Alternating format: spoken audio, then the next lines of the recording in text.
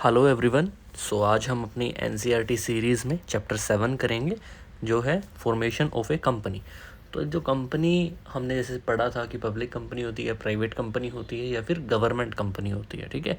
तो ये जो 3 तरह की कंपनीज़ हैं ऑन बेसिस ऑफ ओनरशिप, तो उनके अंदर 3 जो है वो मेन प्रोसेस रहेंगे। Like first is promotion, second is incorporation and third one is subscription. तो ठीक है, तो ये 3 अगर हम स्टेप्स कंप्लीट कर लेते हैं तो आपकी कंपनी जो है वो फॉर्म हो जाती है, कंपनी आपकी बन जाती है। तो फर्स्ट से स्टार्ट करते हैं, प्रमोशन ऑफ ए कंपनी। तो प्रमोशन जो है वो सबसे पहला स्टेप है किसी भी कंपनी को फॉर्म करने के लिए, बनाने के लिए। तो इसके अंदर क्या होगा, सबसे पहले कोई आइडिया जो है वो जनरेट होगा किसी के माइंड में, जिसके माइंड में ये आइडिया जनरेट हुआ है, इधर इंडिविजुअल और अ ग्रुप ऑफ पीपल, ठीक है। तो उनको हम प्रमोटर बोलते हैं, वही होते हैं कंपनी के प्रमोटर एज़ पर। और ये 69 के अंदर अगर हम सेक्शन की बात करें तो सेक्शन 69 के अंदर प्रमोटर का जो मीनिंग है वो ये डिफ़ाइन किया गया है, ठीक है। ऑब्जेक्टिव क्वेश्चन के अंदर डायरेक्टली ये क्वेश्चन आ जाता है आपके पास। फिर जो प्रमोटर है उसके क्या फंक्शंस होते हैं, उसका क्या काम होता है। उसका काम होता है सबसे पहले आइडेंटिफिकेशन ऑफ बिजनेस अपॉर्चुनिटी, किसी अपॉर्चुनिटी को ढूंढना, उसकी तलाश करनी, कहीं ना कहीं देखना कि हाँ यहाँ पे हमारा फ़ायदा हो सकता है, यहाँ पे हम बिज़नेस जो है वो रन कर सकते हैं। सेकंड होता है उसका फिजिबिलिटी चेक करना कि हाँ अपॉर्चुनिटी जो हमने देखी है उसकी फिजिबिलिटी जो है वो चेक करते हैं कि टेक्निकल कितना फिजिबल है, जिस लोकेशन पे हम अवेलेबल हैं उस लोकेशन के लिए वो कितना फिजिबल होगा या नहीं होगा। सेकंड होता है फाइनेंशियल फिजिबिलिटी, ठीक है, कि हम देखें कि हम पैसा उतना लगा सकते हैं या नहीं लगा सकते हैं। शायद हमारे पास उससे ज़्यादा फंड्स हों तो हम कोई और जगह भी ट्राई कर सकते हैं, अगर उससे कम फंड्स हैं तो शायद हम वो वाला बिज़नेस ना करके कोई और बिज़नेस कर पाएँ। Third one is economical. Suppose कीजिए पहले 2 जो है वो सिचुएशन जो है वो फुलफ़िल हो जाती हैं। थर्ड आपकी आती है इकोनॉमिकल फिजिबिलिटी चेक।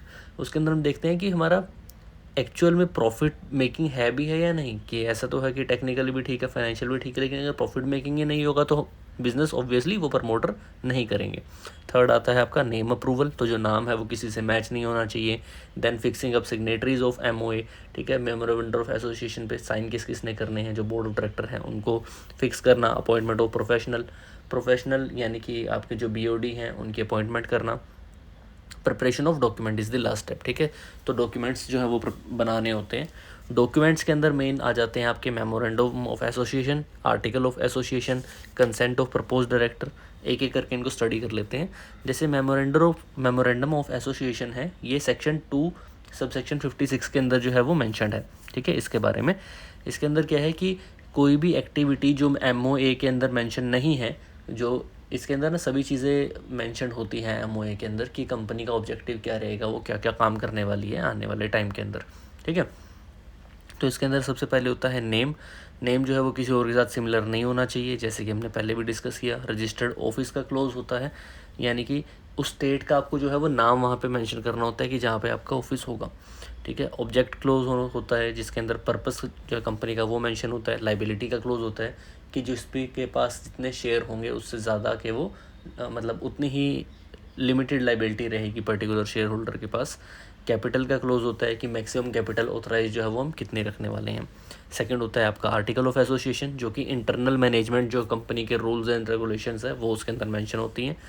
थर्ड आपका आ जाता है डॉक्यूमेंट्स के अंदर कंसेंट ऑफ प्रपोज डायरेक्टर।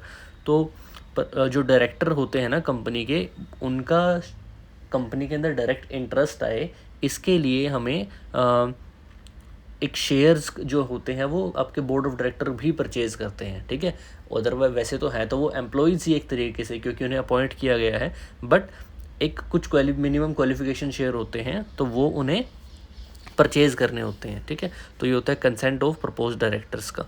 फिर उसके बाद आपका आता है एग्रीमेंट के अंदर अपॉइंटमेंट होएगी उन्हीं डायरेक्टर्स की। फिर आता है स्टैट्यूटरी डिक्लेरेशन जो है वो जितने हमने डॉक्यूमेंट्स तैयार किए हैं वो CA उनको साइन करता है और बोलता है कि हाँ ये सभी जो है वो ठीक है। फिर उसके बाद लास्ट होता है आपका पेमेंट ऑफ फीस। तो पेमेंट जो आपने की है उसकी रिसीट आपको साथ में अटैच करनी होती है। तो ये सभी डॉक्यूमेंट्स लेके प्रमोटर जो है वो जाते हैं रजिस्ट्रार ऑफ कंपनी के पास, ठीक है। तो अगर उन्हें वो सभी रजिस्ट्रार ऑफ कंपनी को अगर लगता है कि हाँ ये सभी डॉक्यूमेंट्स से वो सेटिस्फाइड है, अगर वो सेटिस्फाइड होता है तो आपको CIN नंबर मिल जाता है। CIN नंबर होता है कॉर्पोरेट आइडेंटिटी नंबर, मतलब आपका इनकॉर्पोरेशन जो है वो हो गया, ठीक है। और आपको उसके बाद आपको कमेंसमेंट जो है वो सर्टिफिकेट ऑफ कमेंसमेंट लेना होता है विदिन 180 डेज़ ऑफ इनकॉर्पोरेशन, यानी कि उसके बाद आपको बिज़नेस स्टार्ट करने के लिए 180 डेज़ के अंदर अंदर जो है वो आपको करना होता है। लास्ट स्टेप आपका बच जाता है कैपिटल सब्सक्रिप्शन। कैपिटल सब्सक्रिप्शन आपको पब्लिक कंपनी के अंदर जो है वो रिक्वायरमेंट होती है उसकी, ठीक है।